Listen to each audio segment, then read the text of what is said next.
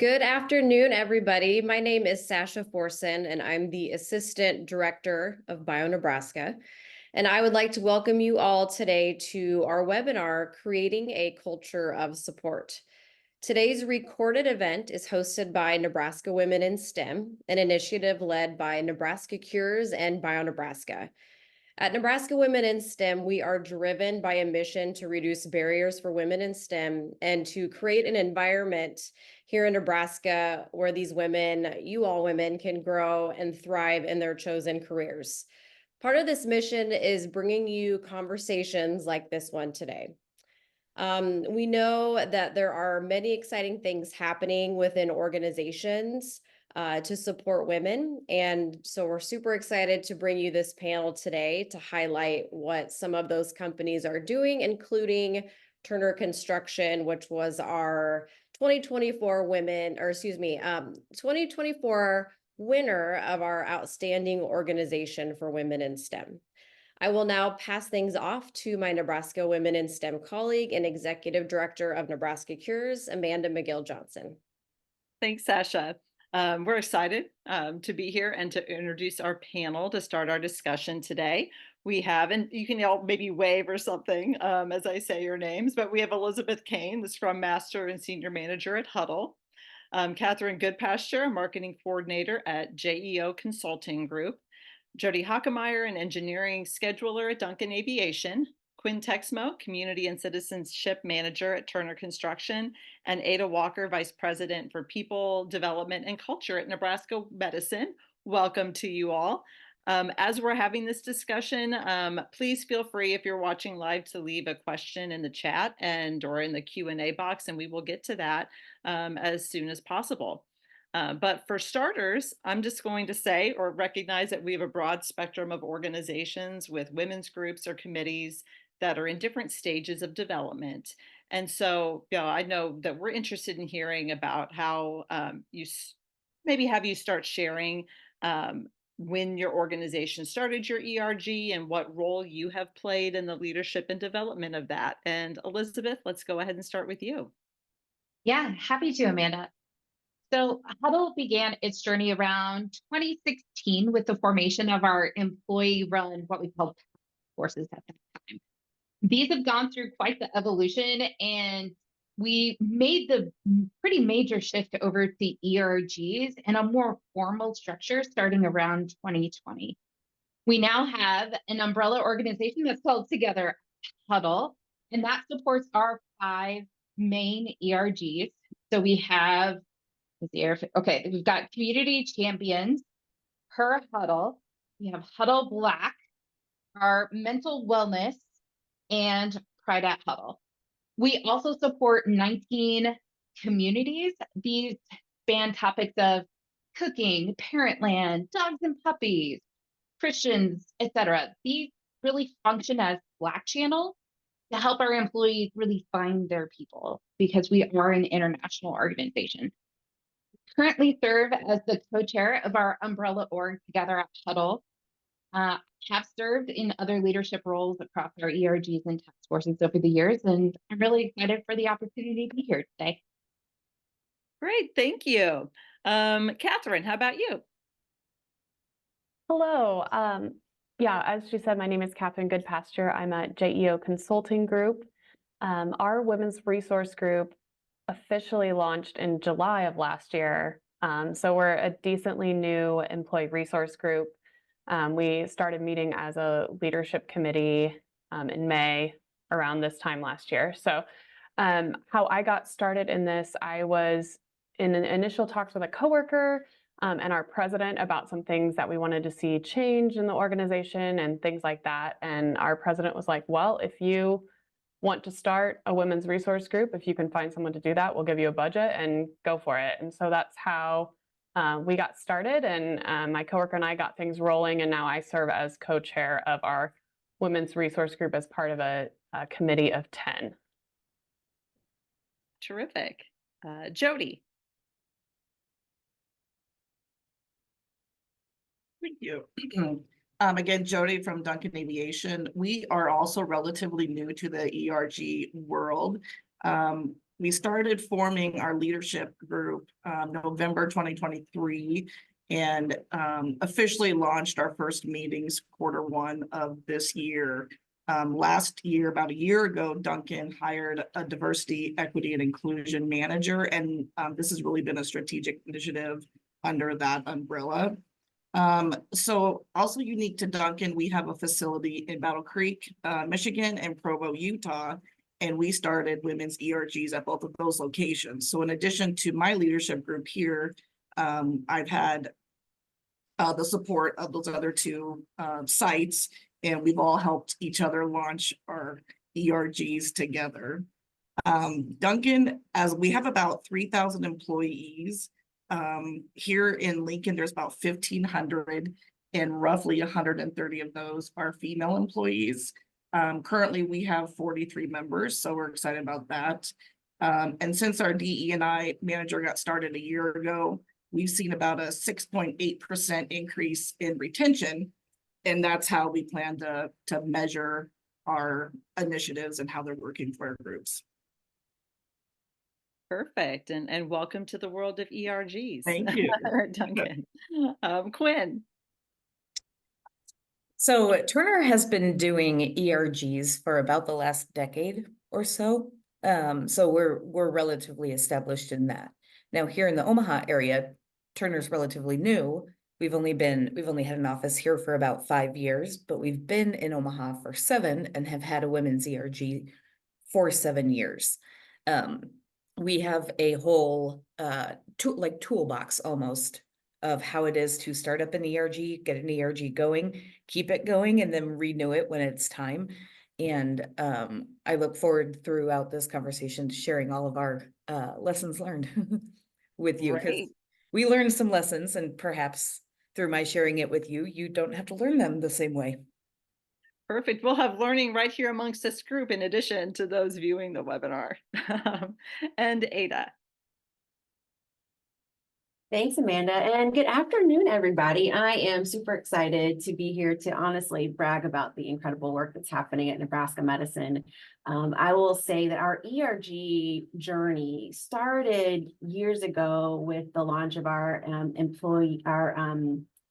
LGBTQ plus employee alliance and our emerging professional program. And so those two efforts have really gained a lot of traction. In 2020, and I'm going to call this person out in particular because she's been very instrumental in building our ERGs. Shonda Ross built up our Black and African American Employee Alliance, ABA, and is now serving as our Director of Engagement, Outreach, and Belonging. And in the 3 years she's been in this position, we've gone from 3 employee resource groups to 11. And so our Respect, Inspire, Support, and Empower Women's ERG falls under her tutelage. And so it's been an incredible opportunity to see just the work that is happening both in our campus, in our community, supporting women and the work around women's efforts. And so I'm looking forward as well to talking more about the ways in which Nebraska Medicine has embraced this great opportunity for support. Terrific. Well, let's move into some of that. The next question is, what strategies have been successful in leveraging your women's ERG to shape an increasingly supportive work environment? How about we start with Quinn, since I know you have that bucket of tools already at hand, right? You mentioned that. I do. So I would say that the biggest key to a successful ERG setup and launch is true buy-in from leadership.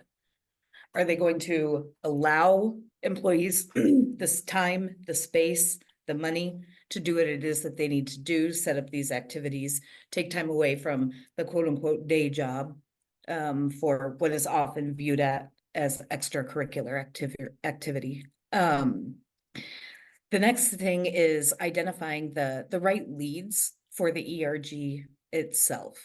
You know, it's oftentimes opportunities come to you and you're voluntold, you need to do it. We have found that when you volunteer someone to run an ERG, it doesn't work. The person who's leading it needs to have fire and passion for the topic in order to generate interest and engagement from others within the company. And then the real key to keeping it going is being able to provide a space for authentic connection. You know, it's that you don't want to invite people into a room and then just have them stare at each other and say, like in the case of our women's ERG, oh, look, we're all women. What now? You know, and so being able to structure the meetings and the connection points that you give them is one thing that is incredibly helpful.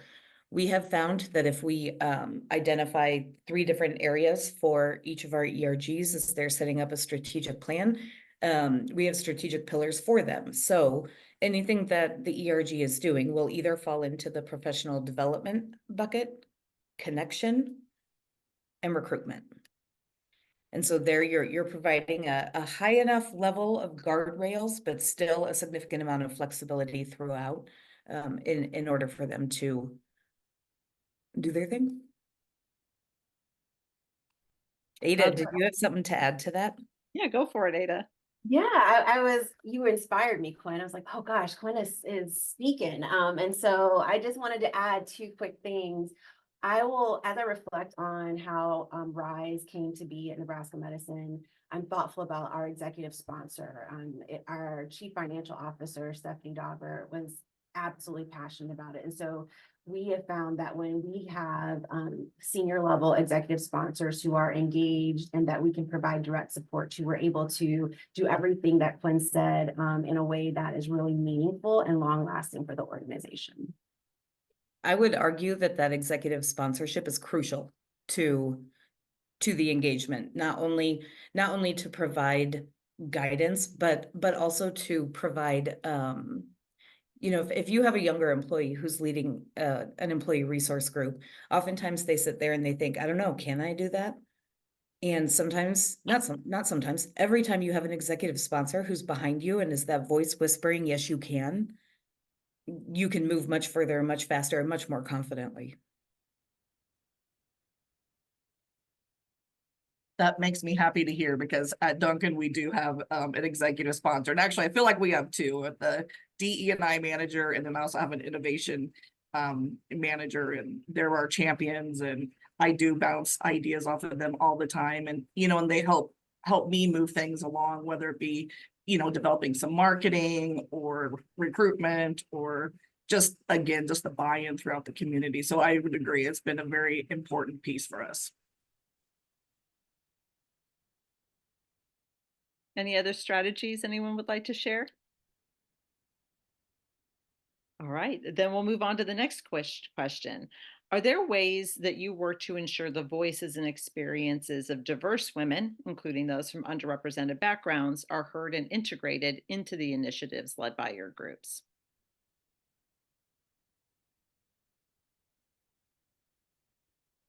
Quinn, I saw you. I'm bursting. I have to just jump in with this one.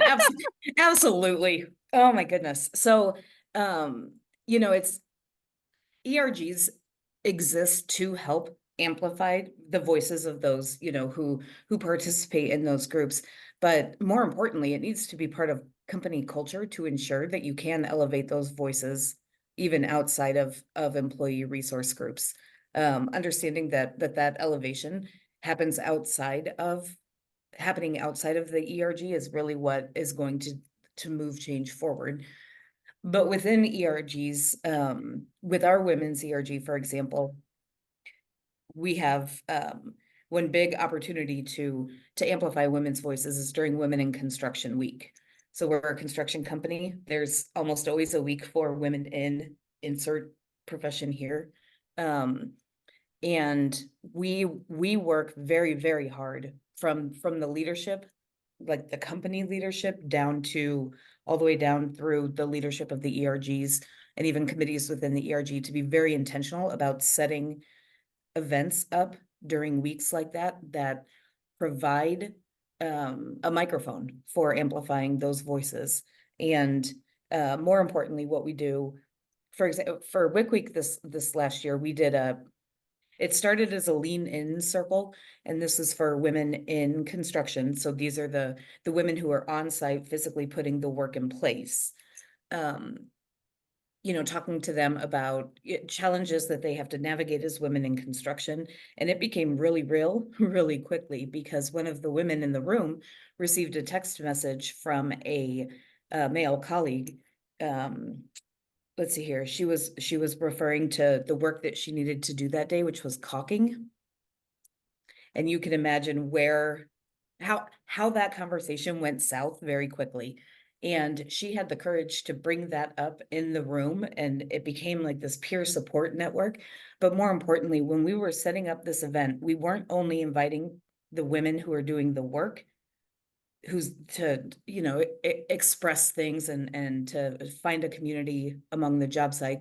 We also had leadership in the room, which was the majority, it was majority male on the client side in the room, and they got to see this happen. But not only that, they were able to immediately respond to it. And so that is the key with anytime you're trying to elevate and lift up voices, is you need to have the right people in the room, but also the culture that allows you to immediately do something about it, put a change in place, whatever it is that you need to do. Elizabeth, sorry. Yeah, this is something we're constantly monitoring, especially as we're growing internationally and trying to get people to all engage. We have singular ERGs we don't have for a bunch of locations because we do have a lot of remote employees. So how do we figure out how to support those people by offering different options and levels of interaction with our groups? One thing we're also really looking into is, while we're highlighting these voices, making sure we're not putting too much emotional load on those who all are already in that minority. They have to do a lot of education on their day to day. So how do we spread that out across all of our ERGs?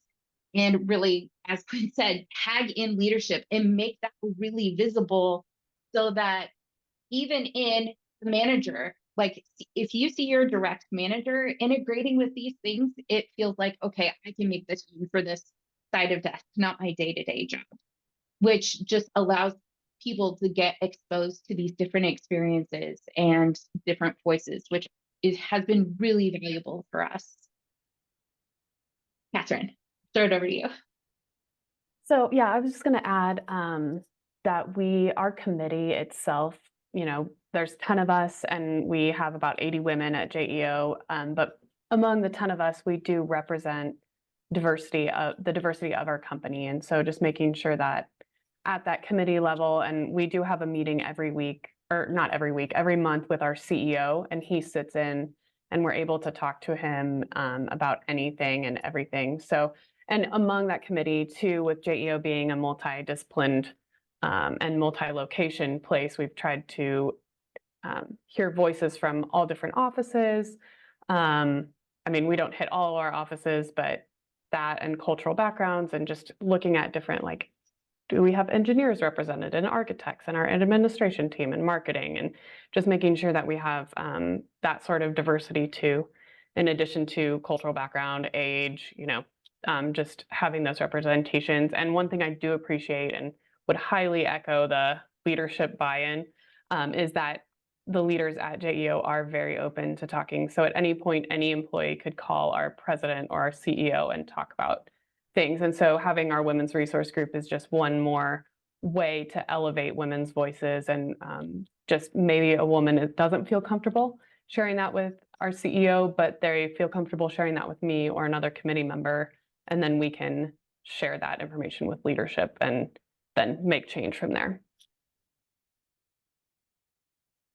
But one thing, Amanda, if I could just add really quickly, I think I love hearing just the perspectives from multiple organizations. And when I reflect on Nebraska Medicine, the work that we do to collaborate across employee resource groups. And I think that RISE does an incredible job of thinking about who's not at the table, whose voice needs to be amplified. And when we think about the intersectional lens of what it means to show up as a woman in the world today, being able to see RISE partner with our all abilities and disabilities partnering together, adapt employee resource group to see what does it mean to be a woman living with a disability, and how does that show up in the workplace, and how do we advocate for policies that support the many forms of diversity that can show up. And so I think this is really important, especially when we think about intersectionality and how we create space for multiple identities and multiple lived experiences. We have gotten a question in the Q&A I want to get to, because we've spent a lot of time already talking about the importance of executive buy-in. And this person said that their executive team outwardly supports them, but not in a real or meaningful way. Does anyone have advice on how maybe they can make that pitch or get additional buy-in?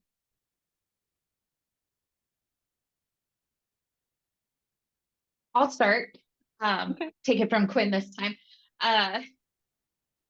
One thing that has been helpful for us is lean in on that business case. What is the value your ERG is bringing?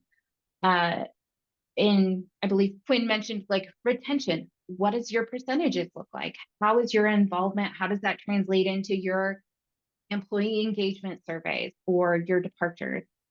Understanding your impact to that bottom line, whether that's recruitment, bringing people in, or keeping your current employees engaged and happy, the cost of replacing someone is so much higher. So let's keep them here.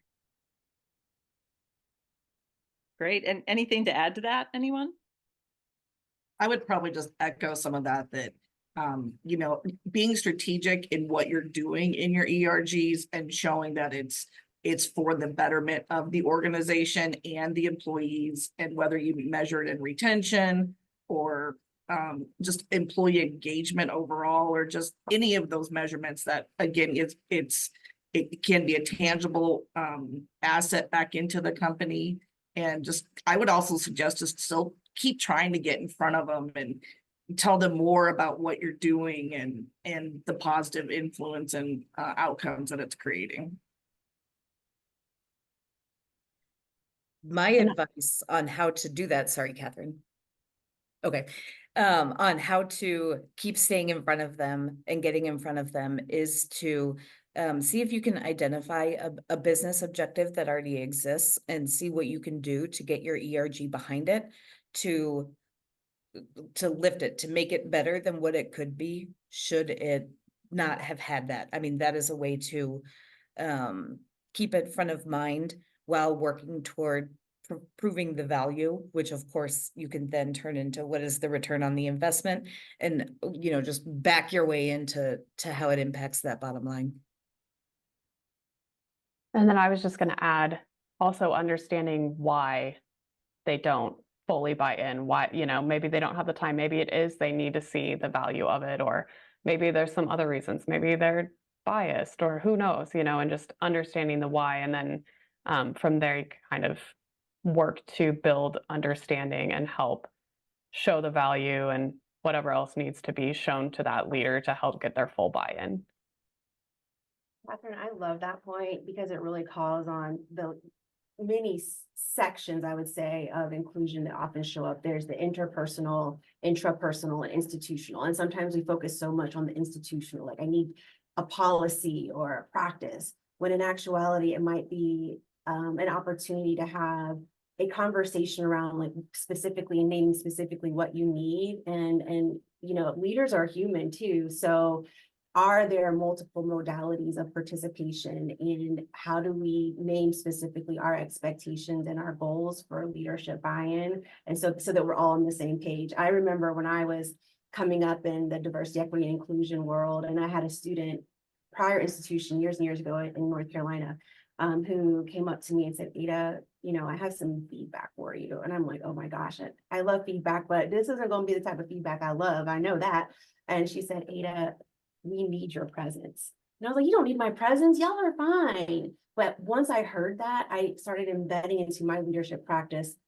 Presence is so important. And I think we have to do that with our allies as well. Sometimes say your presence is meaningful.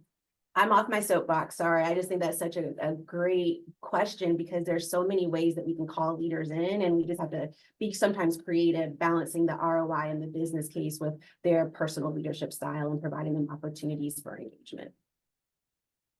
We did get a follow-up question just about asking about how to gather those metrics to show your ERG's value. And perhaps this comes down to how open a company is with their retention rates, or how, I know maybe some are more open than others, but any thoughts on that metrics gathering piece? I've gotten all of our metrics from our human resources department. They've got the data on everybody, and I don't think the number I mentioned earlier is specifically just women, but it's our overall retention. But you know, the initiatives we're doing isn't just the women's ERG group. There's other groups that Duncan's focusing on. So just overall, like we have a next gen group, we have a veterans group, and the women's group now. So and a couple other like charitable philanthropic ones that we do. So it's just connecting more and more people together. So just all of those little initiatives are really making a difference. A lot All of right. a lot of ahead, the Jen. ways that we measure the ROI doesn't come down to quantitative, but more so qualitative. And you can see that and demonstrate that when employees start talking to their managers about, you know, what's working and what's not. And then the other area where we measure it is in, you know, if you look at the cost of involvement in the ERG, or when you're leading an ERG versus the cost of sending someone to a week-long leadership development program, then you're starting to see here they're able to develop those skills. They're doing it in-house. They're doing it in a very safe way. Whereas, you know, the cost to send someone to a training takes them away from their work, takes them away from their space, cost of travel, cost of training, not cheap. So that's another easy button when it comes to identifying ways to determine value, is in the leadership development that's inherent in running an ERG. We've gotten, man, questions are just coming in from the chat. I'm throwing mine aside, although we do want to allow everyone to share some of the successes that they have. But let me take one more question from the Q&A before we get to that other one. Can you talk about if you have mission statements or value statements that are associated with your ERGs and how those may have come to be? I can start. So our Women's Resource Group committee did like a visioning workshop. We have some folks internally who do a really nice job with that. So we came up with 5 goals. And so our goals are to cultivate career growth, build a community of encouragement, advocate for women with education, resources, and connection, strengthen JEO's culture and teamwork, and advance women's position in the industry. And so those are kind of the 5 core things that we identified as being important to our group and to have here at JEO. And so that's kind of how we came up with that through that visioning workshop and just common themes and ideas that we had. Thank you. Anyone else want to share? I can share mine as well, since we're relatively new. I do have a mission statement that was created in the development with our leadership team. And we kind of actually put together like a application or a business plan, if you will. And we tied some of our goals back to Duncan Aviation's missions, so that mission and core values, so that again, they would see that buy-in, and we're being strategic with what the company is doing. And then I sought buy-in from several individuals from around the company and submitted that to senior team to kind of get like permission to start the ERG. And so it was kind of I liked the practice of it because it really formalized the organization. Obviously it's organic and it can change and evolve over time, but it's a nice place to start and have a focus, at least initially. Elizabeth? Yeah. This is something we've worked, as we established our ERGs, we really tried to create these mission statements. But one thing, as we've been doing this a while, we also need to recognize that these go through some seasonality. So sometimes as leads change, some of the goals and the activities these groups are able to do will vary. And that's okay because all of us are doing this, side of death. So finding ways to really um, support them through these transitions and recognizing it's okay whether you're going through like really productive season or a really low season within your ERG activities. We also see this with our communities and groups of like people finding your people. Is it time for you to become a full ERG, which happened with our mental wellness group that came up within the last couple of years. So really trying to give our teams the tools to have those conversations and hopefully reduce some of that lift. All right, let's move on to our next question. Can you share examples of tangible outcomes or changes that have resulted from the work of your group and how those have contributed to fostering a more supportive and empowering environment for your women employees?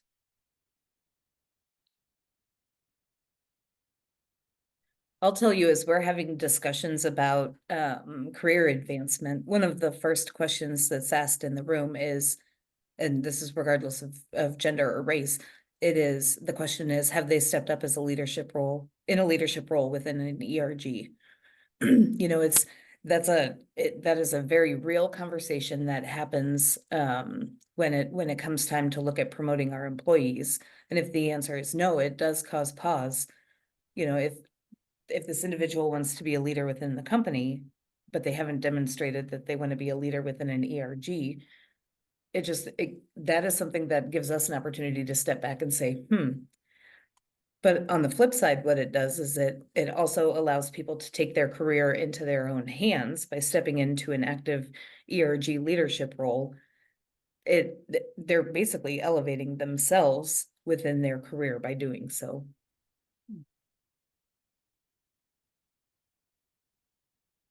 Other examples? Ada, you talked about the group there, Inspire, doing some really great things. Do you want to talk about those things? I wanted to pipe down just a little bit. Oh, no, feel free. Tell us. I know you've been around longer, or the group's been around a little longer. Well, yeah, I will say that RISE is one of our most active employee resource groups. This past year, I've seen just some very intentional collaborations with external partners. For example, they worked with a nonprofit called Access to ensure that menstrual products were available. Last year, they had incredible conversations around Infertility Week and raising awareness around that and what that means and why that's important. Understanding supporting diverse suppliers. And so making sure that we have diverse speakers coming in, innovators, local and within our health system. And so I think this idea of like amplifying the voices of women within our walls and external to our walls has been a part of our programming.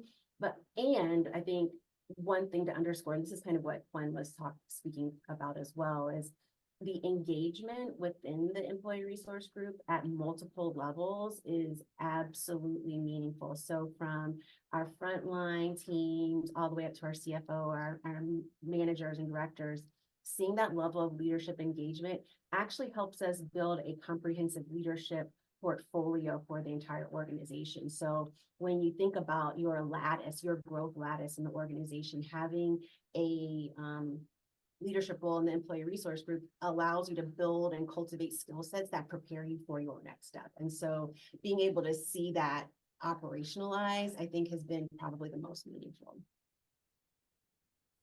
Great. A couple of wins we've seen with her Hudl group. Recently, we've had a couple of big wins. So I'm really excited that we have been squeaky wheel for a while to have more expansive women's health benefits and including even employee spouses and getting that education out to not only our female employees, but those that are on our insurance plans. And our executive sponsor was a huge advocate in pushing that through, that the ERG was surfacing this as a concern across our frontline employees. The other big one that we've seen an impact on our Hudl as a whole is our small mentorship pods that are grouped around different topics. Some of these are like a manager support group that are all women managers. Some are more around networking opportunities, getting you exposed to people in different areas of the company and possibly, career changes, making those connections, career growth, opportunities to do some reverse mentoring with those that you're meeting with a small 3 to 4 people. So you build that relationship and even occasionally mixing those up every 1 to 2 years to, increase those networking opportunities across the company and even internationally.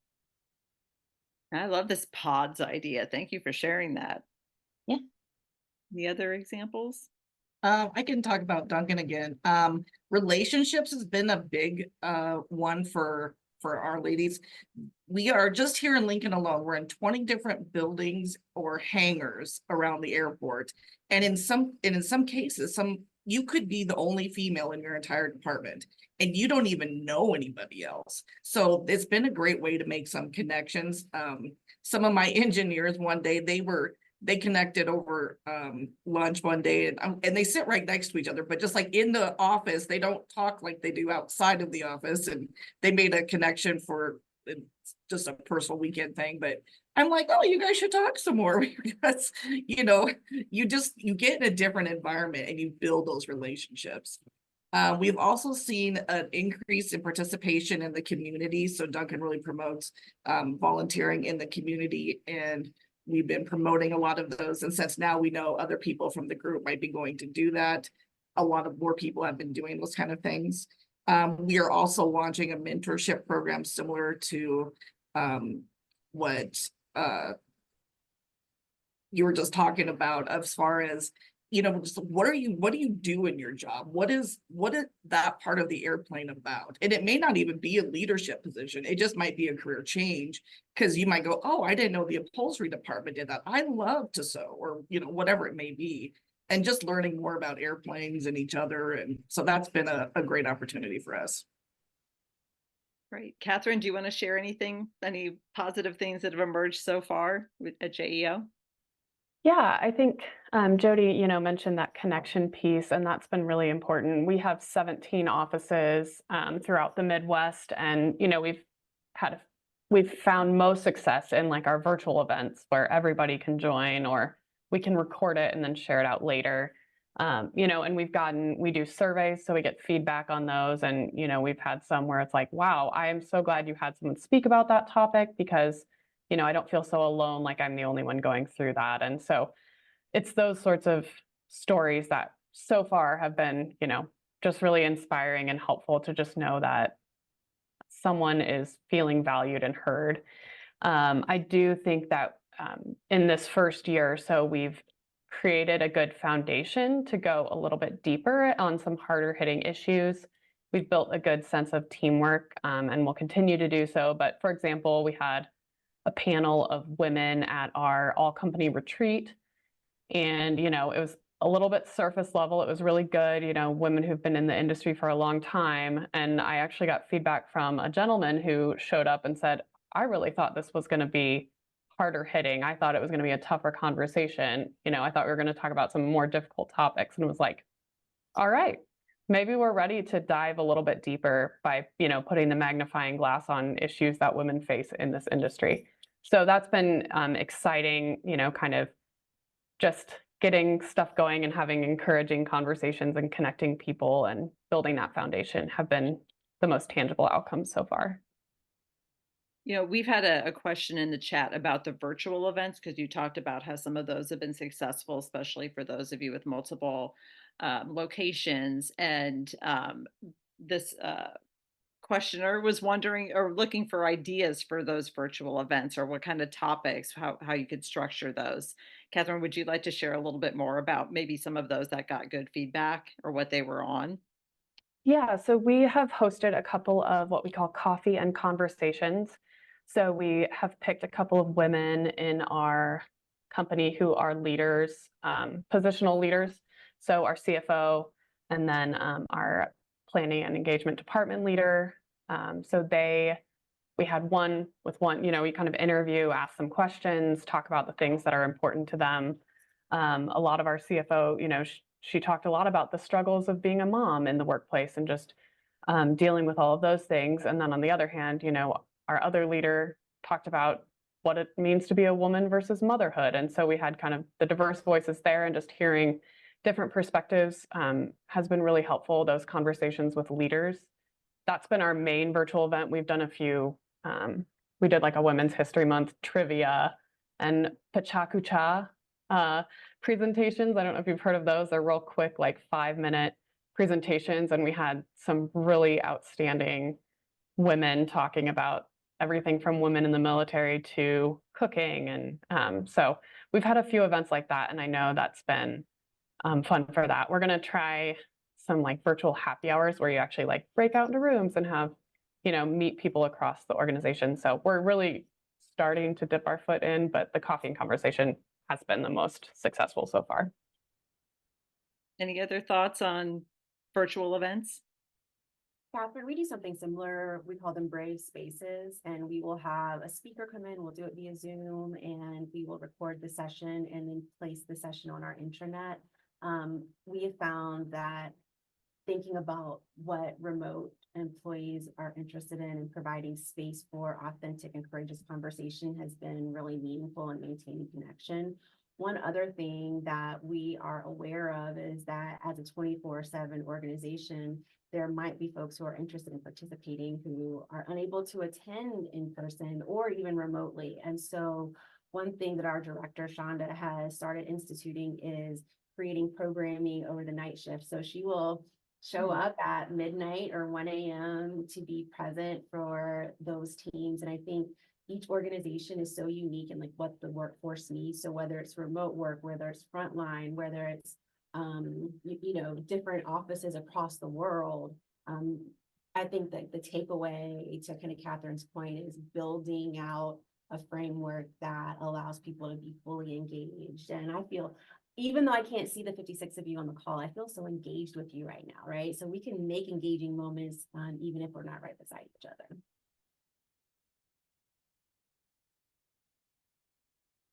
Any other ideas for those virtual events?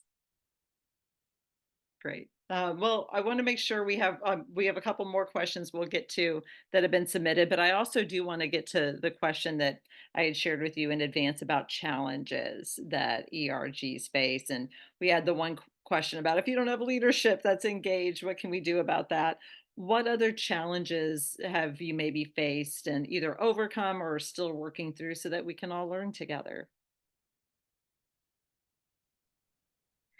I would say one of the biggest challenges, and this never goes away, it's kind of the natural ebb and flow of how ERGs work, but is just getting overall engagement. There are times when the ERG leadership will think that they've put together just the greatest event ever, and then 4 people show up. And then the event where you're like, yeah, okay, this is going to be whatever it is, and that's all I can do. And then 30 people show up. You're like, there, you can't anticipate that. But what I have seen in the 2 years that I've been overseeing all of our ERGs is there is almost a direct correlation between the excitement of the individual leading the ERG and the excitement level of those who attend the events. And so if you have someone who is stepping into that leadership position who just doesn't have the capacity to put the additional time in to run it, you're not going to see any sort of flourishing happening within that ERG. We're coming out of a year where that happened. Things were stressful.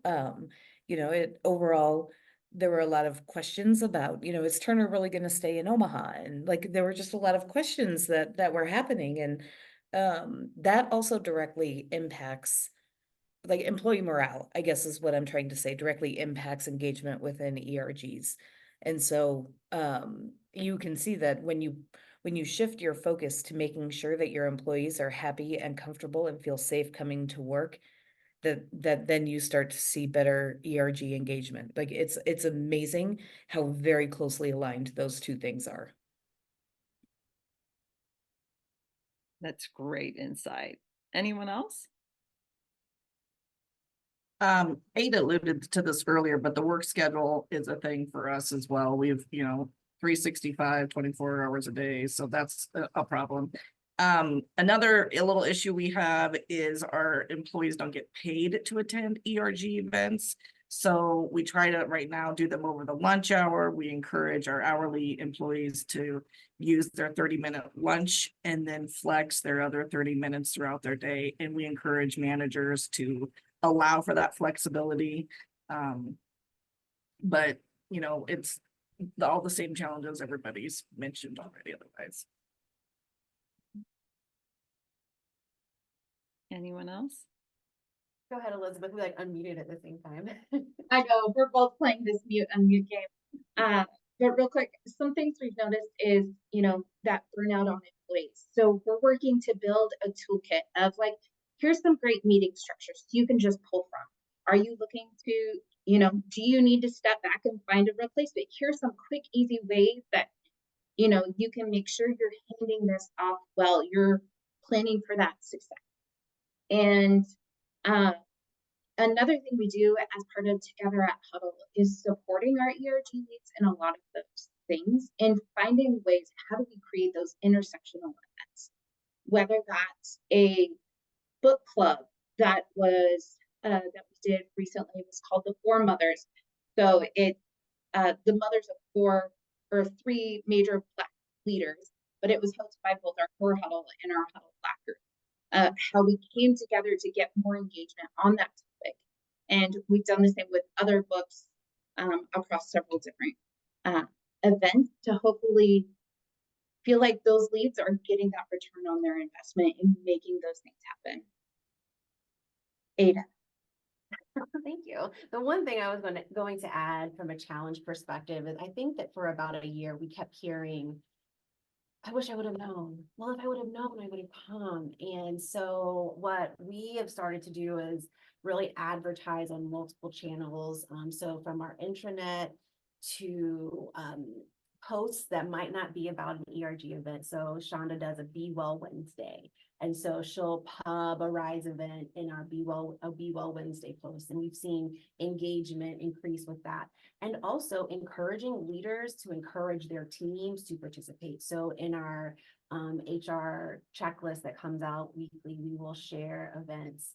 I think the other challenge that is often top of mind for me is that when you creating these types of experiences for people, it's not easy. It takes a lot of work and it takes time. You don't have time. So I don't want to, everybody uses this, but it's true. We're building the plane and we're flying it, or we're laying the railroad track and driving it at the same time. And so it's hard to have that long runway of planning, because I want to get on folks' calendars a year out, but we just started and we're trying to get things going. And so I think there's a level of grace that we had to apply to ourselves in that challenge of getting our calendar fully populated. And I think that sometimes can be a deterrent. Well, we're only a month out. We'll keep going, do it anyway. To Quinn's point, there might be 4 this time, but there will be 30 next time. So just keep going. One of the questions in the Q&A is related to ERG leaders and making sure that they're properly trained to be effective leaders. Quinn, you were kind of speaking to this about the importance of making sure it's the right person, and Elizabeth, you talked about some of the templates that you can be handed off to. But are there any additional thoughts on how to prepare ERG leaders to be effective? I don't know. I mean, there's not a formal ERG leader training out there that I'm aware of. But where we see success is not necessarily in how you train them, but how you give the ERG leaders access to those who can coach them along the way, provide real-time feedback, work with them through some challenges. So each of our ERG has the ERG lead, and then they have the executive sponsor, but then I oversee all of the ERGs. And so between the executive sponsor and me, there's always someone available for them to bounce ideas off of, or probably more importantly and more growth related, to provide feedback. Here's what I saw. Here's what happened. Here's how I think we could do this better in the future type conversations that do allow for that growth as well as that leadership development. So I would say more, it's providing access to individuals who are willing to put in the time and effort to help grow them as individuals and as leaders. Any other thoughts? I'm going to move on to the next question in the Q&A, and they say, I love this conversation. She went from a huge company with great ERGs to a small remote company where she's the only female. And she asked, besides Nebraska Women in STEM, what are some other resources that you all use outside of your organizations, if any, I guess? I think this kind of ties into the prior question as well. Omaha has, I think, a very active chamber in Nebraska across the state. I think there are chambers that really are committed to leadership development. And so we will invest in a number of our folks from RISE and other employee resource groups attending those events. And I'm trying to think of, there's a national organization that will come in and do kind of leadership development for employee resource groups. I'm blanking on his name, and I'll send it to you, Amanda, after, because he has done curated some specific work for Nebraska medicine that's been pretty meaningful. But I'm finding that community organizations across the board have been really great outlets outside of the organizations. And someone said Lincoln Rise. Yeah, and that is an organization down in Lincoln that's now part of the Lincoln Chamber. I know it started independently, but is now, I believe, under the umbrella there, and that's a women's leadership, broader than STEM, but it doesn't have to be a STEM specific training that you could bring in. And I will note that, you know, Nebraska Women in STEM has been around less than 2 years, and we are looking for ways to be able to be an increasing support to ERGs. We're just starting a public speaking workshop series that we could partner to bring into companies, or now we have a growing list of speakers that could be brought in, or we're partnering with JEO on a happy hour in Lincoln in a month, like looking for those opportunities to reach folks who may not be at an ERG or want to connect with people at a different organization and build these relationships. Other resources? Few national companies that offer some free webinars, some are different resources online and research being done around ERGs, which can give you some really great information. I believe in Omaha, there's also a group that's called Energize with ERG in the middle, all capitals, which my counterpart is in Omaha, and she's lived there once and has had glowing recommendations of that group. So definitely check that out, but don't discount that online community to help you find it. Okay, as we're approaching the top of the hour, I think we can sneak in the last question that I had prepared in advance, and that is, what role do men play in supporting and championing the efforts of women's employee resource groups, and how we can encourage greater male allyship in advancing our gender equity initiatives in the workplace? And I know some of that is that buy-in from leadership, because many of them are men, but other thoughts on that allyship piece?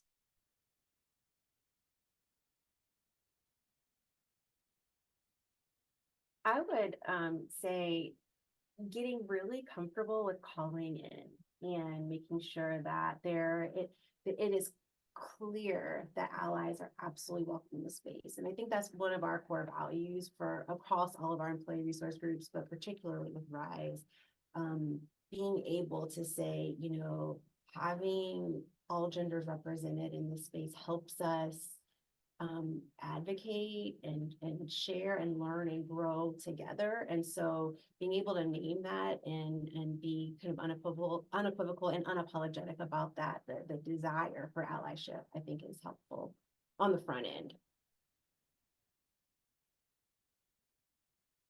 Anything else? I can chime in a little bit. here at Duncan, our senior team, it's primarily male, and they have been very supportive of our ERGs. And you know, I mentioned earlier, allowing our team members to have that flexibility to attend the meetings.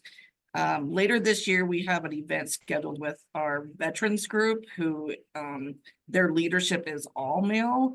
And the whole goal there is to connect with them and be champions for one another.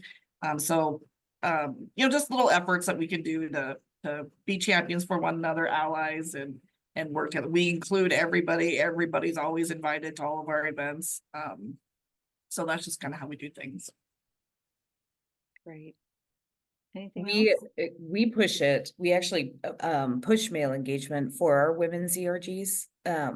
I do it in my very special brand of Quinn way, which is when, you know, we'll have a really cool event planned and I'll hear a male colleague grumbling about, well, you know, why can't I do that? Where's my male ERG? I'm like, well, you know what? You can do it. Join the women's ERG. You're allowed. But that's very on brand for Quinn to do it that way. But really it is making sure, you know, Ada said that we call them in. Making sure that the way that we set up our ERGs, it is a safe space for men too. You know, the very last thing that you want to do, and I know that we all as women in STEM know exactly what it feels like to walk into that room and be the only woman in that room and how intimidating that can be. And we do it all day, every day. And so understanding the discomfort that our male counterparts feel when they walk into a room of all women, they're not used to feeling that discomfort, you know, and so it's understanding and extending a little bit of grace, but calling them in as opposed to calling them out, if you will. That's great advice.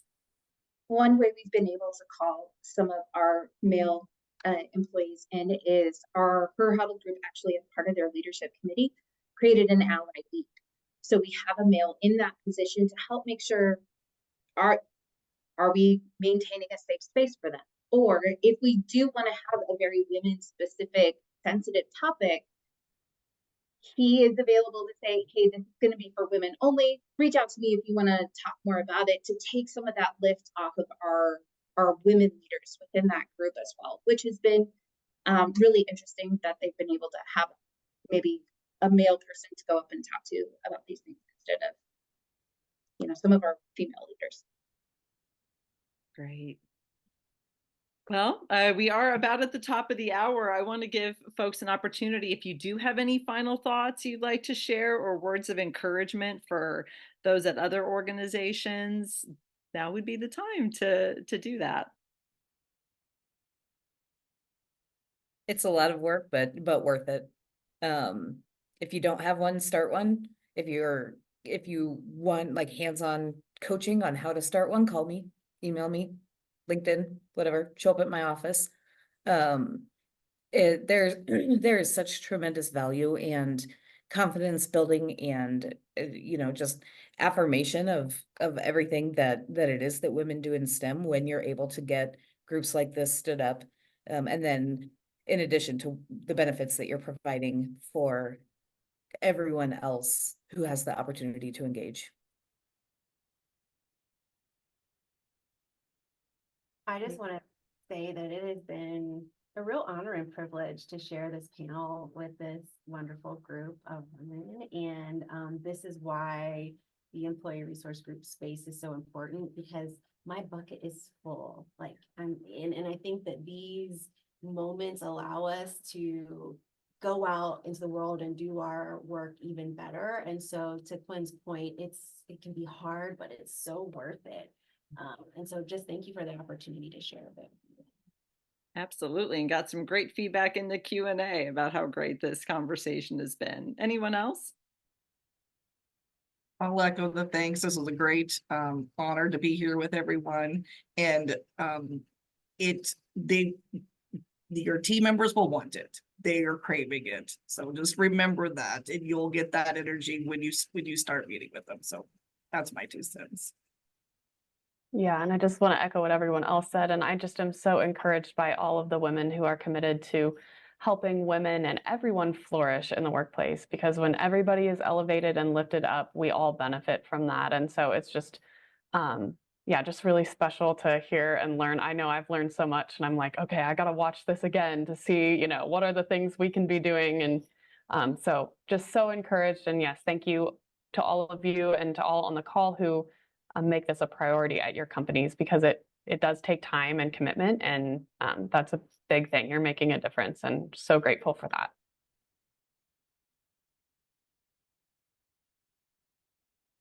All right, Elizabeth, do you have any final thoughts?